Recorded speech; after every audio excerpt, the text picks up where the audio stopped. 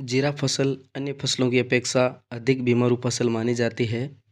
इस फसल की उपज अच्छी लेने के लिए किसानों के लिए चुनौती होती है।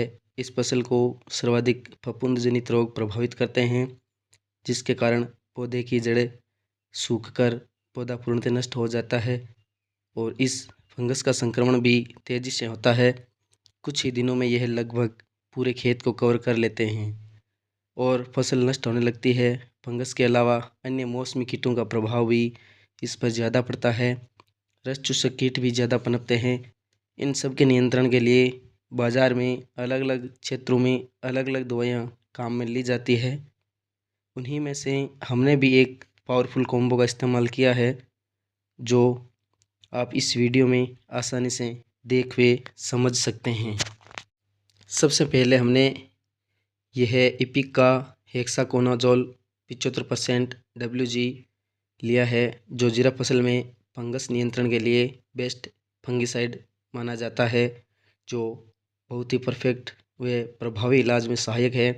यह मुख्यतः जीरा फसल में झुलसा रोग, पाउडरी मिल्ड्यू, पत्तियों पर धब्बे, पत्तियों में मरोड़ और फसल सूखने जैसी समस्याओं के समाधान हेतु काम में ली जाती है। इसके बाद यह बटालियन एफएस का एक प्रणालीगत कीटनाशक लिया है। इसके सक्रिय घटक थियामेथोक्सम है, जो मौसमी रस चूसक कीटों, मच्छरों, थ्रिप्स, वायरवर्म के नियंत्रण के लिए काफ़ी असरदार रहता है। लंबे समय तक पौधे को सुरक्षा प्रदान करता है। इसके साथ ही टाटा एयरगन का लिया है, जो एक फफूंद जनित रोगों को नियंत्रित करता है। इसके सक्रिय घटक क्रोसोक्सिम मिथाइल है, जो कवक के श्वसन क्रिया को बाधित करता है और फंगस को आगे बढ़ने से रोकता है।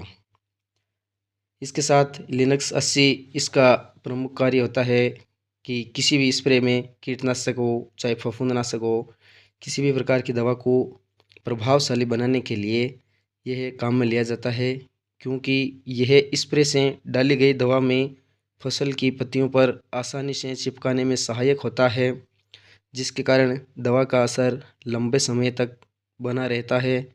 यह समस्त मिश्रणों को एक साथ बनाए रखने में बहुत ही कारगर माना जाता है। आपने जीरा फसल के इस विविध रोगों के नियंत्रण के लिए कौन सी दवाई काम में ली है, कृपया कमेंट करके ज़रूर बताएं। जानकारी अच्छी लगी हो तो कृपया चैनल को सब्सक्राइब, लाइक, शेयर ज़रूर करें। धन्यवाद।